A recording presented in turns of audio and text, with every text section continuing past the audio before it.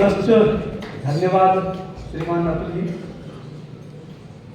आदरणीय कार्यक्रम के मुख्य अतिथि श्रीमान यतीन्द्र जी, विशिष्ट अतिथि महोदया आदरणीय तारा जी, बहन तारा जी, और कार्यक्रम के अध्यक्ष श्रद्धेय डॉक्टर सूर्य प्रकाश जी, तथा मेरे अनुज आचार्यवृंद एवं मेरे हृदय में सतत निवास करने वाले प्रिय भैयाओं, सर्वप्रथम मैं आपके भीतर विराजमान उस दिव्य परमात्मा को नमन करता हूं और उनसे आग्रह करता हूं कि आपकी मेरुदंड सीधी रखें। आप मुझे और मेरे माध्यम से जो उस दिव्य परमात्मा के चंद शब्द निकलेंगे उन्हें ग्रहण करने में आपको समर्थ बनाएं।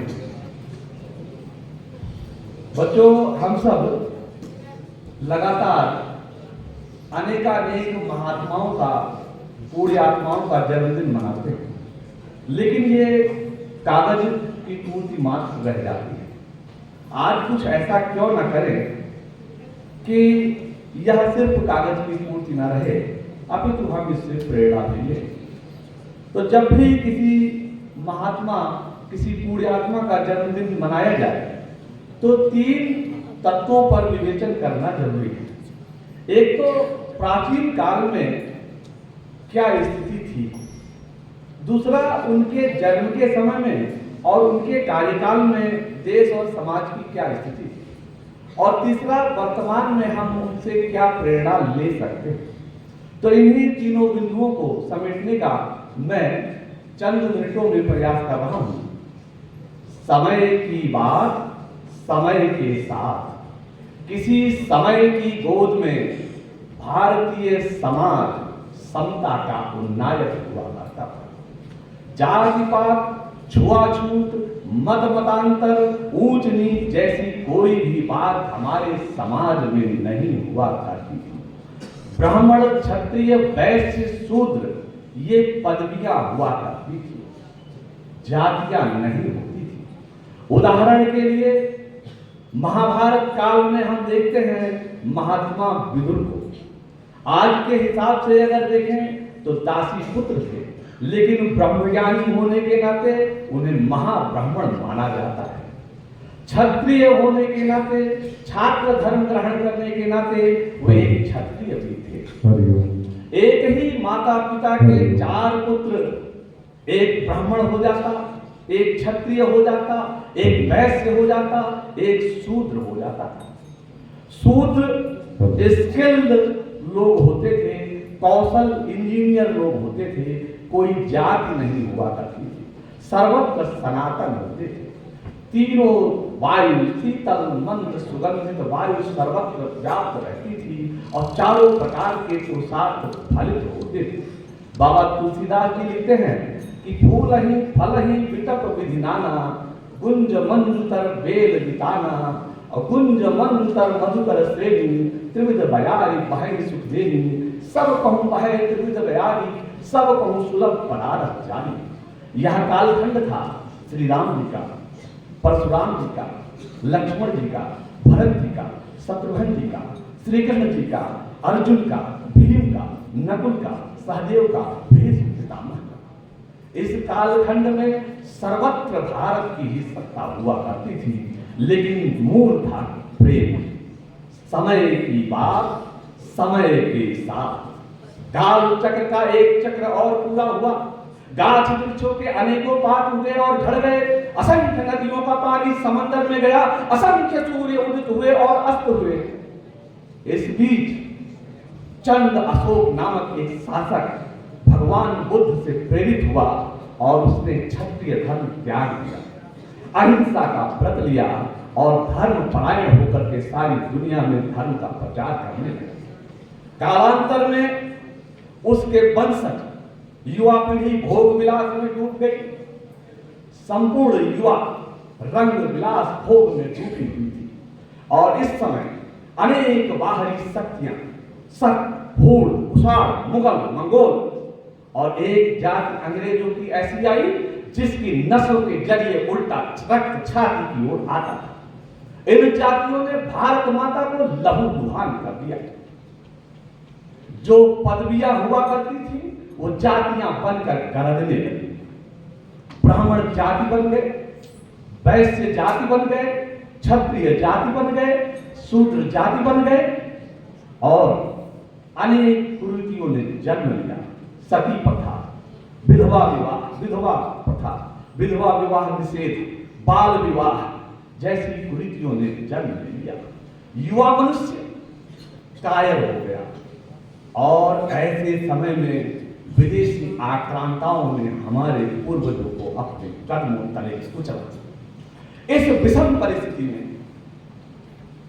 1856 ईस्वी में एक महान मनीषी का जन्म हुआ जिन्हें हम बाल गंगाधर तिलक के नाम से जानते हैं। और उनके ठीक 50 वर्ष बाद आज ही के दिन एक और महान नवयुवक का जन्म हुआ जिसे हम चंद्रशेखर आजाद के नाम से जानते हैं। जब इन दोनों महान पुरुषों पर हम अवलोकन करते हैं तो पाते हैं कि ये दोनों ही तत्कालीन रचना संसार का वह आईना थे जिनमें झांकने से हमारे समाज में देशभक्ति का भाव ऊपर पड़ता है।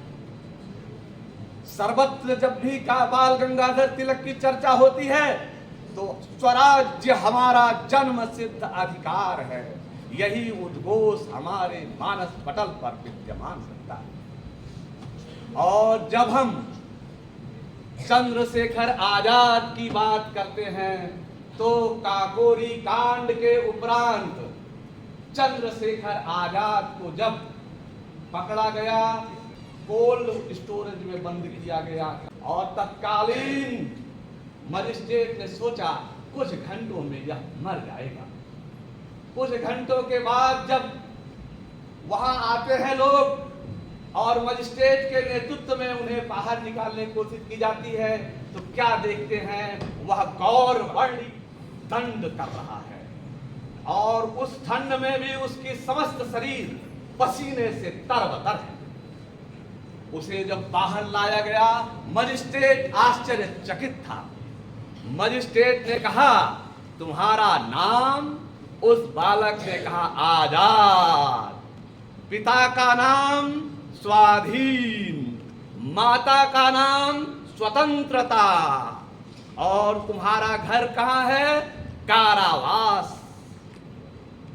उस मजिस्ट्रेट को क्रोध आया और उसने सिपाहियों को आदेश दिया कि इसको भारत माता मुर्दाबाद जब तक ना बोले इसके शरीर पर कोड़े बरसाते रहिए। सिपाही ने कहा बोल भारत माता मुर्दाबाद। उसने कहा भारत माता जिंदाबाद और कोड़े पड़े वंदे मातरम। फिर कोड़े पड़े वंदे मातरम, फिर कोड़े वंदे मातरम। कोड़े मारने वाला थक गया लेकिन वह नौयुवक अचेतन अवस्था में भी वंदे मातरम का उद्घोष गुदगुदाता था। ऐसे महान चंद्रशेखर आजाद और बाल गंगाधर तिलक के वंशज हम और हमसे 5 मिनट तक वंदे मातरम की गीत ठीक से नहीं गाई जाती। ये सारी की सारी चीजें स्कूलों पर केंद्रित कर दी गई। जरा विचार करना चाहिए युवा पीढ़ी को और विचार करना चाहिए हम सभी बच्चों को कि 5 मिनट तक उस वंदे मातरम का उद्घोष हमें प्रेम और निष्ठा से करनी चाहिए और उन महान तिलक और चंद्रशेखर आजाद के सपनों को साकार करना चाहिए। जब तिलक की बात आती है, जब हम अतीत के चलचित्र में उस आईने में झांकते हैं तो क्या पाते हैं कि 6 वर्ष की एक और 18 माह की एक सजा, वो भी राजद्रोह का मुकदमा चलाया गया और मांडले जेल में बंद कर दिया गया। उस जेल का कमरा कैसा था? मात्र 7 फीट लंबा और 2.5 फीट चौड़ा था, जहां ढंग से खड़ा हुआ नहीं जाता था। उस कारावास में भी महान तिलक ने गीता रहस्य लिख डाली और वह गीता रहस्य जब 1915 में प्रकाशित हुई तो संपूर्ण देश में 5000 प्रतियां पहले ही संस्करण में बिक गई। ऐसे महान पुरुषों के वंशज और हम पाश्चात्य संस्कृति की ओर झांकते हैं 1916 ईस्वी में जब तिलक जी का 61वां वर्ष मनाया गया, उस समय पूरे देश से तिलक जी को 1 लाख रुपए की स्वर्ण मुद्राएं भेंट की गई। और एक प्रसंग अतीत में झांकने पर मुझे पुनः चंद्रशेखर आजाद का याद आता है। काकोरी कांड के बाद ही धन संग्रह जो हुआ था लूट का, वह आजाद जी के ही मार्गदर्शन में था। गांव के किसी आजाद के मित्र को पता लगा और वह आया। उसने कहा कि आपके माता पिता हफ्ते से उन्होंने भोजन नहीं किया है, बीमार हो गए हैं, घर में गरीबी है, शरीर पे ढंग के वस्त्र नहीं हैं, आओ कुछ असरफियां हमें दे दो और हम उन असरफियों से आपके माता पिता की इलाज करेंगे और उन्हें भोजन देंगे। तब उस महापुरुष ने कहा, 1 सप्ताह बाद मैं आऊंगा और अगर तुम मेरे माता पिता को भोजन नहीं दे सकते, उनकी देखभाल नहीं कर सकते, तो इसी बंदूक से 2 गोलियां एक माता के और एक पिता के शरीर पे चलाऊंगा। लेकिन भारत माता के लिए सम्मिलित यह धन किसी भी हालत में मैं अपने माता पिता पर व्यय नहीं करूंगा। ऐसे महान चंद्रशेखर आजाद और ऐसे महान बाल गंगाधर तिलक के जन्म के अवसर पर हम लोग यहाँ पर देखते हैं और उनसे हमें प्रेरणा लेनी चाहिए। जब तिलक की बात आती है तो तिलक एक कट्टर ब्राह्मण, लेकिन पदवी की बात कर रहा हूं मैं, जनेऊधारी की बात नहीं कर रहा हूं। और चंद्रशेखर आजाद भी कट्टर ब्राह्मण, यह भी पदवी की ही बात है, जाति की बात नहीं है। दोनों ही कट्टर होने के बाद भी भारत से अस्पृश्यता और छुआछूत को समाप्त करना चाहते। तिलक जी चिंतक थे, विचारक थे, जन्मसिद्ध के उद्घोष का नारा दिया तो आजाद जी ने आजीवन उस नारे का वहन किया। तिलक और आजाद एक ऐसी पगडंडी हुए जिस पर चलकर पंडित गोखले, महात्मा गांधी, नेताजी सुभाष चंद्र बोस, पंडित जवाहरलाल नेहरू जैसे लोग सड़क पर गए और उसी सड़क पर चल करके 1947 में हमें आजादी मिली। कुछ मूर्ख कहते हैं कि ना तो हिंसा हुई, ना खड़क लिया और ना ढाल ली, देश को आजादी मिल गई। यह संभव नहीं था। जिस गांधी को अंग्रेज ट्रेन से बाहर फेंक देते हैं और उस गांधी जी की अहिंसा पर मात्र आजादी मिल जाएगी, संभव नहीं है। आजादी मिली पूरे जनमानस के आक्रोशित होने के कारण। आजादी मिली सभी जातियों समूहों ने देश का झंडा उठा लिया और आज हम आजाद हैं। समय की बात समय के साथ, काल चक्र का एक चक्र और पूरा हुआ।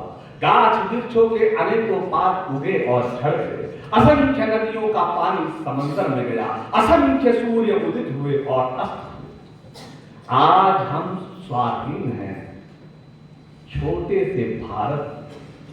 आज हमें स्वतंत्रता प्राप्ति की जरूरत नहीं है, लेकिन जरूरत है उस स्वतंत्रता को बनाए रखने की।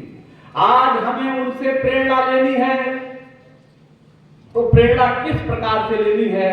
आज हमें किसी से युद्ध नहीं करना है।